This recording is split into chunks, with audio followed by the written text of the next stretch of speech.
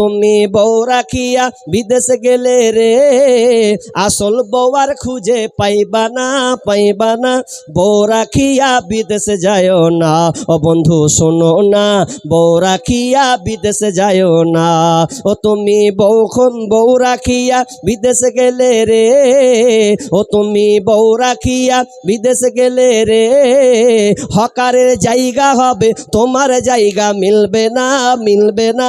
বউ রাখিয়া বিদেশে যায়ও না, ও বন্ধু শোনো না, বউ রাখিয়া বিদেশে যায়ও না। একটু লম্বা আছে, তবে আমি বলতে চাইলাম ভালো মহিলা কারা, জান্নাতি মহিলা কারা? বিশ্বনবী 3 নম্বরে বললেন ওয়া হাসানাত ফারজাহা, সে নারীটা লজ্জা স্থানের হেফাজত করবে। কিন্তু আজকে বর্তমানের মেয়েদেরকে দেখা যায়, আপনাদের মেয়েদিকার মেয়েরা মনে হয় ভালো, কিন্তু আমাদের ওই দিকে এমন একটা বেহায়ার যুগ জন্মে নিয়েছে, স্বামী থাক আর না থাক, ওই মেয়েটা লজ্জা স্থানে যে হেফাজত আমাকে করতে হবে, এই ধারণা তার কোনো মতেই যেন নাই, বেহায়ার মতন ঘুরছে। শুধু তাই নয়, আজকালকার মেয়েরা লজ্জা স্থানের হেফাজত পর্যন্ত করতে পারে না। কেন কেন? তো একমাত্র মোবাইলের কারণে। চাঁদির মোড় থেকে ফারাক্কা ঢুকছি, তো ফারাক্কাতে ঢুকতে গিয়ে একটা মেয়ে 2টা ছেলে, মেয়েটাকে তার স্বামী ধরে নিয়েছে। তো ধরে নেওয়ার পর এবার কাবু যে তুই প্রেমিক কে লিয়ে এখানে এসেছিস, ফারাক্কা ধরে নিয়েছে। ধরে নেওয়ার পর ঘটনাটা শুনবেন তো আপনি তাজ্জব হয়ে যাবেন। বাসে বসে আছেন, ব্যাপারটা তো উল্টা লাগছে, মেয়েটার তো মনে হচ্ছে বিয়ে হয়েছে, ছেলে মেয়েও আছে। তা আমি বললাম যে মেয়েটার কেমন কি? বুঝে 3টা ছেলে, একটা দেখলাম 8-9 বছরের, একটা দেখলাম 6-7 বছরের হবে, আর একটা 3-4 বছরের বাচ্চা নিয়ে আছে। তো ও পালিয়ে এসছে স্বামীকে না বলে ফারাক্কা। বাড়ি কোথায়? বারসই। বারসইয়ের কুশিদা বলে একটা জায়গা, বারসই আমি অতটা জানি না, বারসই বললো। এখন পালিয়ে এসছে। তা আমি বলছি ব্যাপার তো খারাপ রে ভাই। এবার ওটাই জিজ্ঞাসা, যা তুমি সামলাতে পারো না? যে কি সামলাবো, বিদেশে থাকি, ওর অ্যাকাউন্টে টাকা আমি ভরি, বাট অ্যাকাউন্টে আবার টাকাও ভরছে। সম্পর্ক কতদিন? বলছে 2 বছর থেকে সম্পর্ক। 2 বছর থেকে সম্পর্ক, এখন ও স্বামীর ভাত খাবে না। ছেলেগুলা দেখছি 9 বছর 7 বছর, মাসে 3টা কি আবার লিয়ে আছে। মানে কেমন চাল করেছে, ওর স্বামীকে আবার ডেকেছে। ঘটনাটা বিস্তারিত বুঝতে পারলাম না, দরকার নেই। তো এলো, তো কোনভাবে ধরা পড়লো, 3টা ছেলেকে মানে ওকে দিত, ওর সাথে পালাতো, এরকম একটা কেস, মানে এইরকম একটা বুদ্ধি জেগেছে। আর ই তো বুঝে লেছে যে মাল গোলমাল আছে। তো ছেলের মা পর্যন্ত এই বেকায়দায় পড়েছে, তার মাত্র হলো মোবাইল। মোবাইলের ব্যাপারে আমি 3 বছর থেকে জোরালোভাবে বক্তব্য আমার ইউটিউবে আসে। আমি জোরালোভাবে বলেছি, বন্ধু বিবিকে মোবাইল দিয়ে আপনি একদম অ্যাট্রাকশন এমনভাবে দিয়েন না।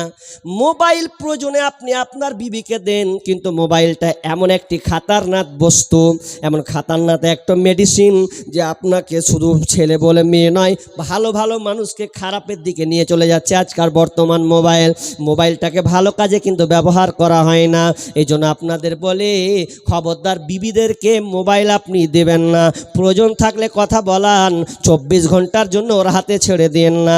যদি ছেড়ে দেওয়া হয়, মোবাইল আপনার বিবির হাতে থাকবে, কখন দুলাভাই ফোন ঢুকাবে, কখন দেখবেন আপনার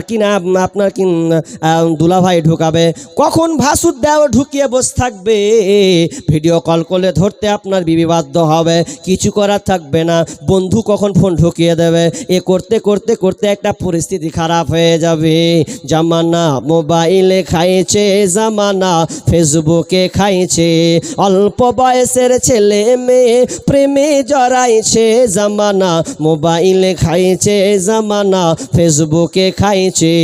বিবাহিতা মেয়ে যখন ফেসবুকে ঢোকে, হ্যান্ডসাম ছেলে দেখে সে তো প্রেমে পড়ে। বিবাহিতা মেয়ে যখন ফেসবুকে ঢোকে, হ্যান্ডসাম ছেলে দেখে সে তো প্রেমে পড়ে। ওরে স্বামী সন্তান সব ছাড়িয়া, স্বামী সন্তান সব ছাড়িয়া নতুন প্রেমিককে চাইছে জামানা। মোবাইলে খাইছে জামানা, ফেসবুকে খাইছে, অল্প বয়সের ছেলে মেয়ে প্রেমে জড়াইছে জামানা। মোবাইলে খাইছে জামানা, ফেসবুকে খাইছে। আমার মা বোনদের বলে শোনো, যদি তুমি ভালো মহিলা হতে চাও, জান্নাতি মহিলা হতে চাও, অত্র বিবরণ হাদিসে স্পষ্ট আছে, ফাসানাত ফারজাহা ওয়া আতাতি বালাহা। 3 নাম্বার, লজ্জা স্থানে যদি হেফাজত করো মহিলা। ও আমার মা বোন ভালো করে হাদিসের দিকে লক্ষ্য করুন। তার 4 নাম্বার হচ্ছে তুমি স্বামীর অনুগত হয়ে চলবে। বিশ্বনবীর কাছে একজন সাহাবী এসে জিজ্ঞাসা করছেন, রাবি আবু হুরায়রা তিনি বর্ণনা করছেন, বিশ্বনবীর কাছে একজন সাহাবী এসে বলছেন, ইয়া রাসূলুল্লাহ, ভালো মেয়ের গুণ আপনি একটু আমাকে বলে দেন, ভালো মেয়ে কারা, এই কোয়ালিটি গুণ আপনি আমাদেরকে বলে দেন। বিশ্বনবী তখন বললেন, সাহাবী রে, ভালো 1 নম্বর গুণ ওই মেয়েটা যখন স্বামী বাড়ি ঢুকবে, স্বামী বাড়ি ঢোকার সময় যখন সঙ্গে সঙ্গে স্বামীর মুখখানাকে দেখবে, সঙ্গে সঙ্গে বিবি হাসি দিয়ে দেবেন। তার মানে স্বামীর চেহারা দেখে এক চান্সে সে খুশি হয়ে যাবে, তাকে ভালো লাগবে, এক চান্সে স্বামীকে সে আনন্দ দেবে। 1 নম্বর গুণ যে ভালো বিবি, ওর গুণ কেমন, যে স্বামী বাড়ি আসলো সম্মানের সঙ্গে হাসি দিয়ে স্বামীর মনটাকে জয় করে নিবে। স্বামীর মুখ দেখে, স্ত্রীর মুখ দেখে স্বামী খুশি হয়ে যাবে। যেমন বাড়ি ঢুকবে স্ত্রীর মুখখান দেখবে, স্বামী বলবে, আহা আমার বিবি সেরা। এইভাবে সে নিজেকে সান্ত্বনা নেবে। যদি এই রকম হয় তাহলে ওই মেয়েটা হলো ভালো। নাম্বার 2 নাম্বার, তাহলে 1 নাম্বার কি বললাম, যেই মেয়েটা স্বামীকে এক চান্সে খুশি করে দেবে, মুসিম হাসি মুখে স্বামীকে মন জয় করে দেবে, ওই মহিলাটা হলো ভালো। কি করে ভালো? আপনাদের মেয়েরা ভালো কিনা জানি না, মা বোন এবার হাদিসটার দিকে লক্ষ্য করেন। উম্মে সুলাইম বিনতে মালহান, উম্মে সুলাইম বিনতে মালহান এমন একজন মহিলা, যেই মহিলার ইতিহাস পড়লে আল্লাহ তার মধ্যে অবদান আর মনে হয় দ্বিতীয় মহিলা নেই। এই মহিলার কত ইসলামের উপরে তার কতটা অবদান আছে। এ আপনার কি নাম, উম্মে সুলাইম বিনতে মালহান। যখন তিনি স্বামীকে বাইরে চলে গেছেন যুদ্ধের ক্ষেত্রে কিংবা কোনো কাজে, এখন স্বামী বাইরে আছে আর উম্মে সুলাইম বিনতে মালহান তিনি রেডি হচ্ছেন। কি এমন সময় যে স্বামী আমার বাড়িতে আসবে, বাড়িতে যখন আসবে তো বাড়ি আসতে গেলে আমার স্বামীকে তো খুশি করতে হবে।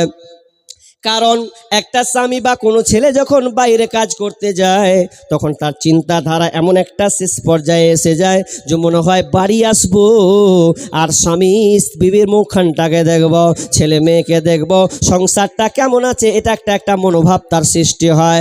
এই জন্য উম্মে সুলাইম বিনতে মালহান তিনি রেডি হচ্ছেন। কোন সময়, কত দুঃখের সময় রেডি হচ্ছেন, যে সময়তে তার ছেলে মারা যাচ্ছে। এখন ছেলে যে মারা গেছে এই জন্য তিনি কি করবেন, বাড়ির লোকদেরকে বলছেন, লোক সকল তোমরা শোনো, আমার স্বামী বাড়িতে আসবে, যখন স্বামী আমার বাড়িতে আসবে কেউ তোমরা আমার মরা ছেলের লাশের খবর দিবে না, বরং আমি এটাকে কভার করব, এটা আমি আমার স্বামীকে বলে দেব। কিন্তু বিবি তো নেককার আল্লাহওয়ালে, তিনি তো জানেন স্বামীর মন মেজাজ মানসিকতা কেমন থাকে, কিভাবে সে বাড়িতে ঢুকবে। এই জন্য স্বামীর মন জয় করার জন্য নিজে যেন পরিপাটি হয়ে গেছেন, নিজে এমনভাবে সুন্দরভাবে সেজেছেন, এমন সুন্দরভাবে সেজেছেন যাতে আমার স্বামী এক চান্সে আমাকে দেখে খুশি হয়ে যায়। এটা হয় না? যখন মানুষ বাইরে বিদেশে যায়, যখন বাড়ি আসে তো বাড়ি আসার ক্ষেত্রে সবারই মন বলে, সবারই চাহাত বলে যে বাড়ি যাব, বিবির মন দেখবো। আর মনে মনে বলছে কত যে বেটি ছেলে ঘুরছে, তো তোরা ঘুরছিস ঘুরগা, আমারও বাড়িতে আছে। ভালো ছেলে হলে বলবে। এখন আমাদের এদিককার মেয়ের খাসলত আপনাদের মেয়েগুলা কেমন আছে জানি না, আগে এই মুর্শিদাবাদের মেয়েগুলোর খাসলত এত খারাপ, বিড়ি বাঁধা মানুষ তো, শুধু খালি 2.5 পাকের চাকরি ছাড়া কিছুই বুঝে না, শুধু 2.5 পাকের চাকরি ছাড়া কিছুই বুঝে না। এখন কি করবে? স্বামী যে স্বামী যে বাড়ি আসবে, তো এমন কি যে স্বামী আসবে, তো এর জন্য একটু নিজেকে সাজি। মেয়েরা দেখবেন মরা বাড়ি গেলে সাজে, বিয়ে বাড়ি গেলে সাজে, আর অন্যান্য কোন অনুষ্ঠান গেলে সাজবেই তো সাজবে। স্বামীর জন্য যে একান্ত সাজা উচিত, এটা ইসলাম আপনাকে শিক্ষা দিয়েছে যে স্বামীর সঙ্গে সাজুন কুজুন করা এটা হচ্ছে নেকির কাজ। কিন্তু আমরা হয়ে গেছি মেয়েরা কি না, আমাদের ওইদিকে ওই 10টা অব্দি বেড়ি বাঁধবে, তো বেড়ি বাঁধার পরেও আর কাপড় পাল্টাবে না, আর গুনহানি ওই কাপড় নিয়ে ঘুমাবেও। এখন স্বামী বাড়ি আসবে, তোর মন হয়েছে যে বাড়ি যাব 10টা 11টা দিকে, ওকে ফোন করে বলে যে রে 11টা 12টা হতে ঢুকবো, ট্রেন ঢুকবেই, আর 12টা হতে তো বাড়ি ঢুকে যাব। তা হ্যাঁ, খেপির মতন বেড়ি বেঁধে নিয়েছে, ও বেড়ি বেঁধে যে কাপড়ে বেড়ি বেঁধেছে মশলার গন্ধ আর এয়ার গন্ধ, তো ওই কাপড় ও চেঞ্জ করেনি, চুল টুল কিছু আঁচড়ায়নি, ওরকম করে ও ঘুমিয়ে গেছে। এখন ঘুমিয়ে গেছে, এখন স্বামীর একটা মেজাজ অর্থ হবে যে একটা বিবি দেখবো তো মনখানটা ফুলে, মানে আনন্দ আসবে, ভালো লাগবে, তো কত আনন্দেও বাড়ি ঢুকছে। এখন 12টার সময় যদি আওয়াজ মারছে খুল রে এসছি, এখন খুলে যখন এসছি দুয়ার যদি খুলছে, এর 2 ঘন্টা কিন্তু নিন পাড়া হয়ে গেছে, আর 2 ঘন্টার নিন পাড়া হয়ে গেছে, আর এদিক দিয়ে লাল বহে চলে গেছে, চুলগালা লেল খেপড়ির মতন হয়ে আছে। এ দুয়ার খুলেছে, আর স্বামী যখন দেখছে তো ওরে উস্কো কুস্কো চুল্লি আর ওই কাপড়ের ইলিয়া সুতে আছে, তো স্বামী বলছে ছি ছি ছি ছি, কি করতে বাড়ি আসুন কহতো, বিদেশে ছিল ওই ভালো ছিল, কি করতে এনে এদিক দেখ কি লেলসা পেলসা লিয়ে তুই উঠেছিস কহতো, মিজাজটা তো এখনই খারাপ করে দিলি। কিন্তু না, স্বামী যদি বাইরে থাকে, মা বোন আপনাকে সুন্দর করে পরিপাটি হয়ে যেতে হবে। উম্মে সুলাইম বিনতে মালহান ঠিক তেমনি ভাবে স্বামীর আগমন, স্বামী বাড়িতে আসবে, এই জন্য নিজেকে সুন্দর করে যেন পরিপাটি হয়ে গেছে, এত সুন্দর পরিপাটি হয়ে গেছে।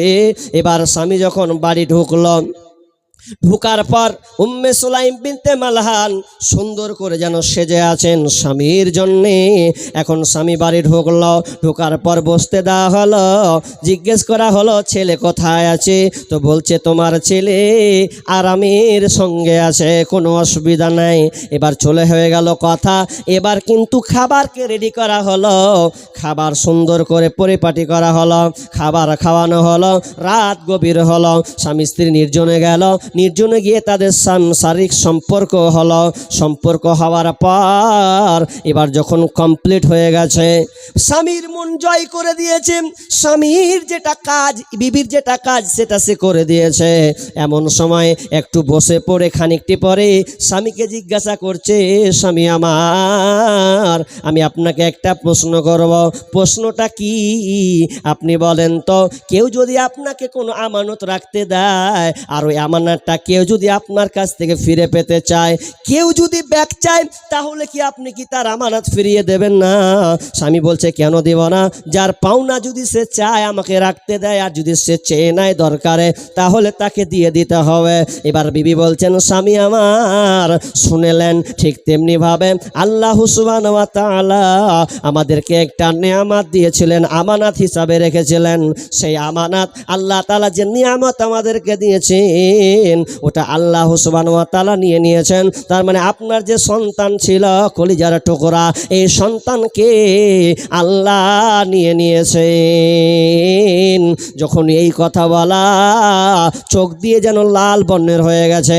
আনাস বর্ণনা করছেন, আমার বাপের চোখ যেন দেখলাম যেন বর্ণে, আপনার বলছেন যে চোখটা যেন এমন লাল হয়ে গেছেন, রাগান্বিত যেন হয়ে গেছেন। আর বিবিকে বলছেন, বিবি রে, তুমি আমাকে আগে কেন জানালে না, কেন আমাকে অপবিত্র অবস্থায় আমার ছেলের খবর দিলে?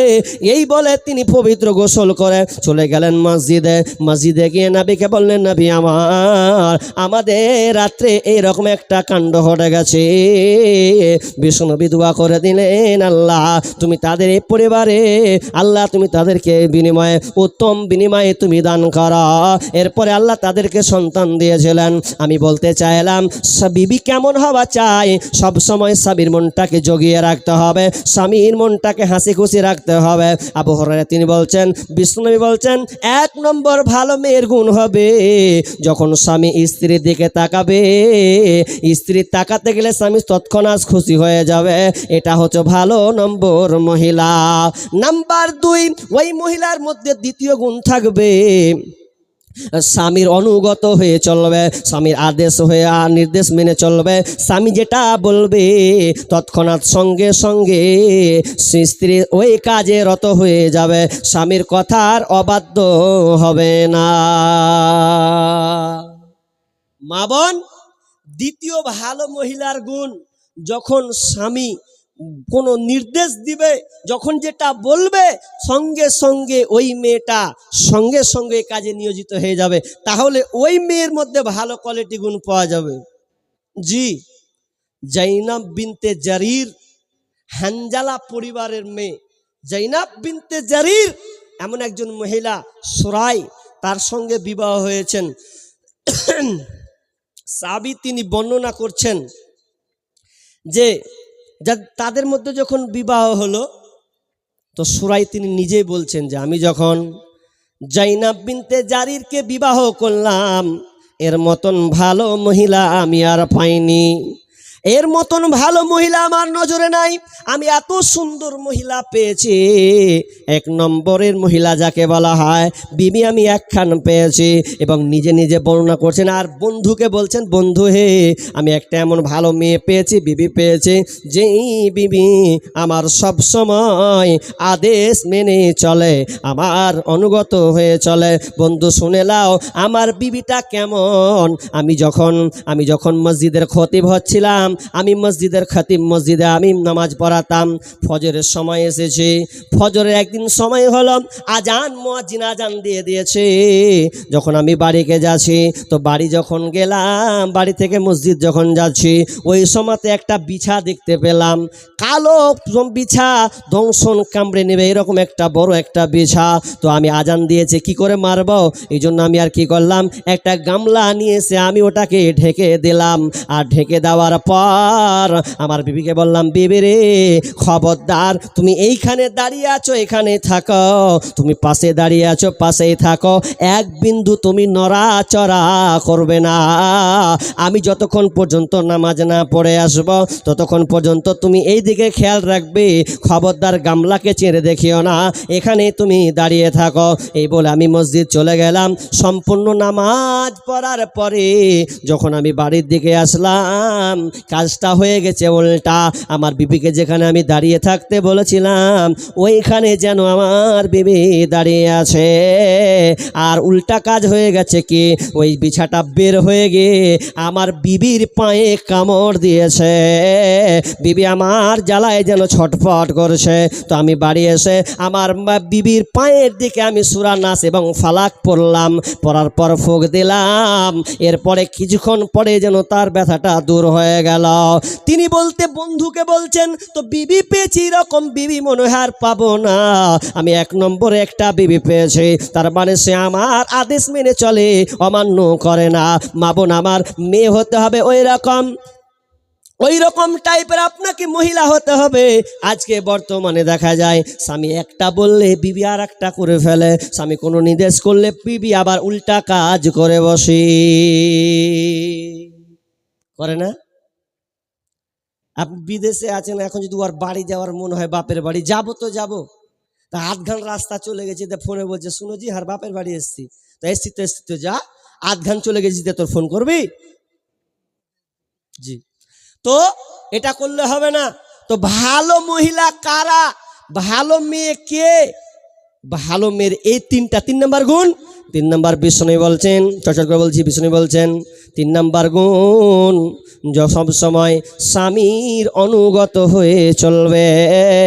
স্বামী যেটা পছন্দ করবে বিবিও পছন্দ করবে, স্বামী যেটা ভালোবাসবে বিবি ওটা ভালোবাসবে। তাহলে ভালো মেয়ের গুণ হলো কে?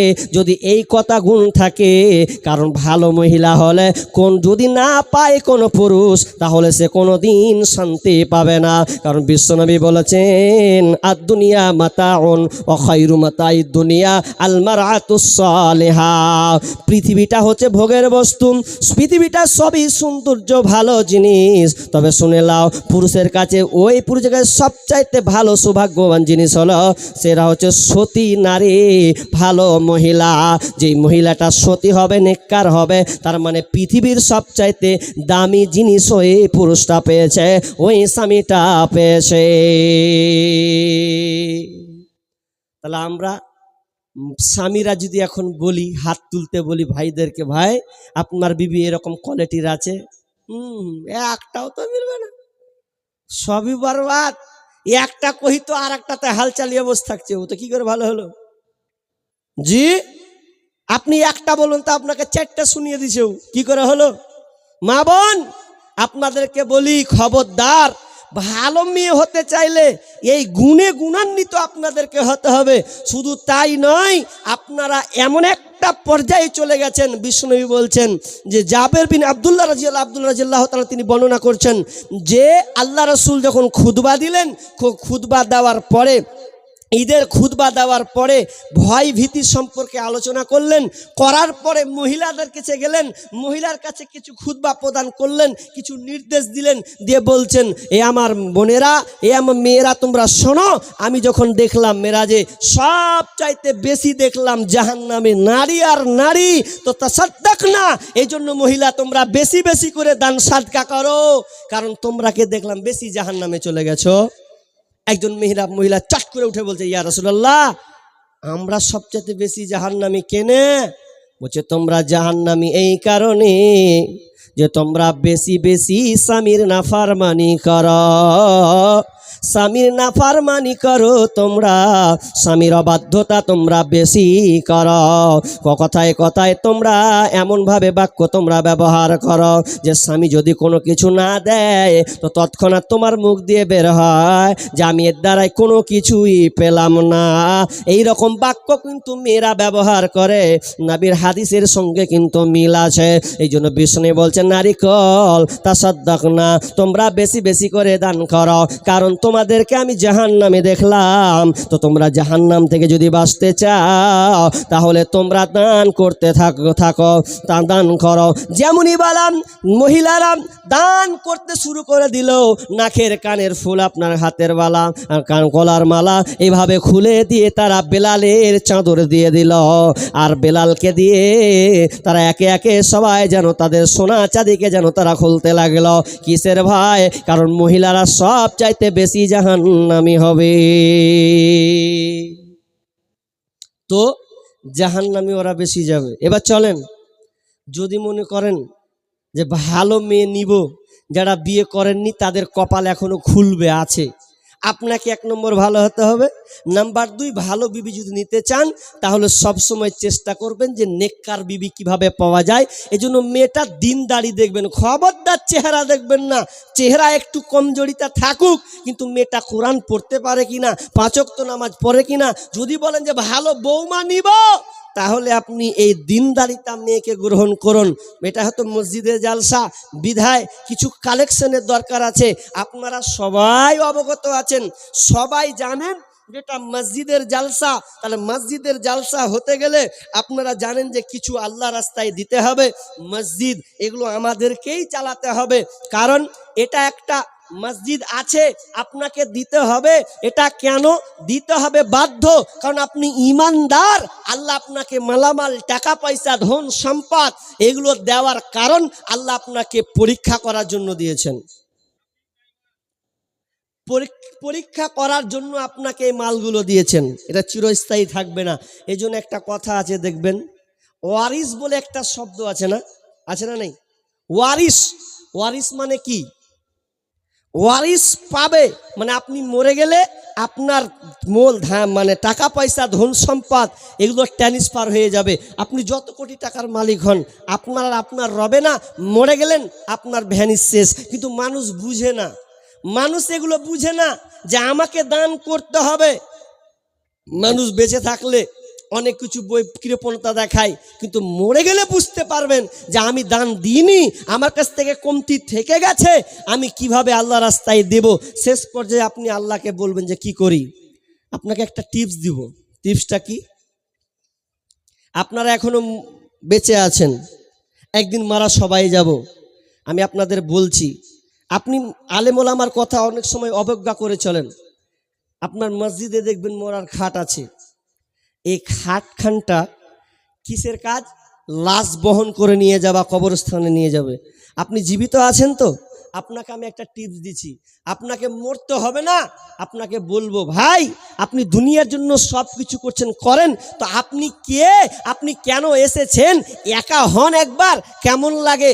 আপনি খাটটাই রাত 1টার সময় যাবেন, রাত 1টার সময় কেউ থাকে না, খাটটাকে ধরবেন, ধরার পরে একটু শুয়ে যাবেন, শুয়ে গিয়ে চোখ বুজে নেবেন, দেখবেন তো আপনাকে কেমন লাগে, মনটা আপনার কেমন করে। আপনি নিজেকে লাশ বানিয়ে নেন একবার, মনে হবে শূন্যের জিন্দেগি, কেউ নাই ডানে পাশে, একা নীরবতা। কিন্তু এই হালাতটা আপনার একদিন ঘটবে। হয়তোবা আপনাকে উদাহরণ দেওয়ার জন্য বললাম, সেদিন আপনার মনে একটা বাসনা হবে যে আমি কি করলাম দুনিয়াতে, সব টাকা পয়সা মালামাল ধন সম্পদ সব কিছু তো থেকে গেল, সব কিছু তো আমার থেকে যাচ্ছে। ওই সময়তে আপনি আল্লাহকে বলবেন, আল্লাহ আমি তো সব ছেড়ে চলে আসছি, কিন্তু একটু সময় দাও। কি বলবেন? ফায়াকুল রাব্বি লাউলা আখরতানি ইলা আজালিন করিব। আল্লাহকে বলবেন, আল্লাহ তুমি আমার সময়টাকে একটু বাড়িয়ে দাও, সময়টাকে একটু দাও, আমি আর ভুল কাজ করব না, আমি দুনিয়াতে সব কিছু ছেড়ে চলে আসলাম, আল্লাহ তুমি আমার একটু সময় দাও। আল্লাহ বলল, কিসের জন্য সময়টা? আল্লাহকে বলে, আল্লাহ ফাসাদ্দাকা ওয়া কুম মিনাস সালিহিন, আল্লাহ আমি দান করব, আমি ভালো লোকদের অন্তর্ভুক্ত হয়ে যাব। ফাসাদ্দাকা, আমি সদকা করব, ওয়া কুম মিনাস সালিহিন, ভালো লোকদের অন্তর্ভুক্ত হয়ে যাব। আল্লাহ শেষে একটাই কথাই বলবে, আপনি যতই বড় পয়সাওয়ালা হন, যতই টাকাওয়ালা হন, আপনি যতই বড় নেতা হোক না কেন, আপনি যতই বড় আপনার গ্রামের তাকওয়াবান হোক না কেন, আল্লাহ সেদিনকে বলবে, ওয়ালা ইয়াখিরাল্লাহু নাফসান ইদা জাআ আজালুহা, আল্লাহ বলবেন কোশ্চিন কালেও নয় আর তোমাকে সময় দেওয়া হবে না। দুনিয়াতে 60 বছরের জিন্দেগি নিয়েছ, আল্লাহর কাছে কাঁদবে, চোখের পানি ফেলবে, এই চোখের পানি কিন্তু পড়বে, এটা মা বুঝবে না, ছেলে বুঝবে না, বিবি বুঝবে না, মেয়ে বুঝবে না, আল্লাহ 7 আসমান থেকে দেখবে, আমার বান্দা আমার কাছে সময় চাইছে কিসের জন্য? তো দান সাদকা করার জন্যে। আল্লাহ বলছেন তোমাকে আর সময় দেওয়া হবে না। আপনি সেদিন কাঁদবেন আর আল্লাহকে বলবেন, আল্লাহ আমি বিবির মুখ দেখব না, ছেলের মুখ দেখব না, 3 তলা বিল্ডিং নতুন করলাম, থাকার মন নাই থাকবো না, ধান চাষ করলাম দেখব না, তবে এখন এই মুহূর্তে এগুলো নয়, শুধু আমি আল্লাহ রাস্তায় দান করব, এই সময়টা তুমি আল্লাহ আমাকে দাও, ভালো লোকের অন্তর্ভুক্ত এই সময়টা দাও।